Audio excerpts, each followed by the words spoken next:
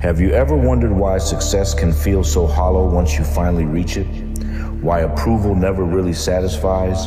Or why the love you try to hold on to so tightly just seems to slip through your fingers?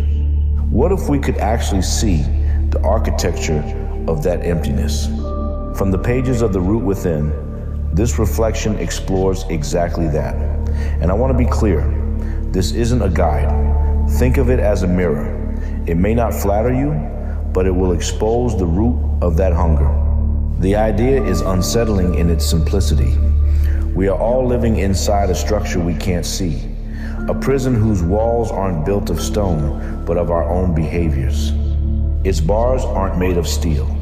They're made of reflexes, the actions we perform so automatically we've forgotten they aren't actually who we are.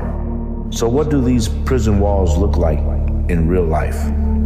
They look like apologizing when you've done nothing wrong, chasing perfection until you're frozen in place, pulling away into silence when your whole body is screaming to speak, or lashing out in a sudden rage that even surprises you. And here's the thing, we call these behaviors our quirks, our character, our identity. But what if they aren't? What if they're symptoms of something deeper, a force that's been quietly shaping our entire lives? That force, raw, hidden insecurity, rarely shows its true face. Instead, it wears costumes, masks that are not only socially acceptable, but often celebrated. The first costume is one we all recognize and even admire, the overachiever. That relentless drive to climb, to produce, to win, but it isn't always a pursuit of excellence.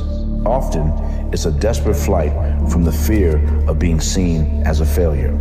The second costume is more deceptive because we're taught to see it as virtue, the constant need to please, to be helpful, to never say no. But what if it isn't generosity at all?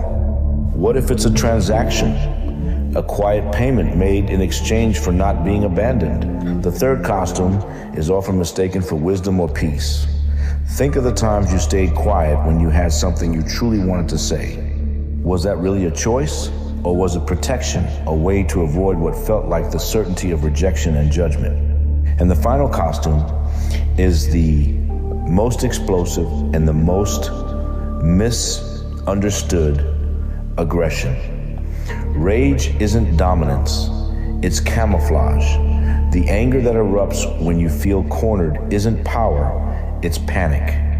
The desperate act of a psyche that believes it's fighting for its life. All of these masks exist for one reason: protection. They hide the source of the pain, they're guarding what we can call the wound. Every insult, every dismissal, every silence, when you deserve to be seen, carved something into you. We were born unafraid, and then the world taught us to shrink. Those experiences didn't just happen to us, they became part of us. They are the very architecture of our insecurity. And if we're brave enough to follow that architecture all the way down to its foundation, we arrive at a core driver, a merciless truth about what's really motivating so many of our actions. We tell ourselves stories that we're driven by ambition, by love, by kindness. But beneath it all, there's one engine running everything: fear. Fear of being invisible, fear of not mattering, fear of being left behind.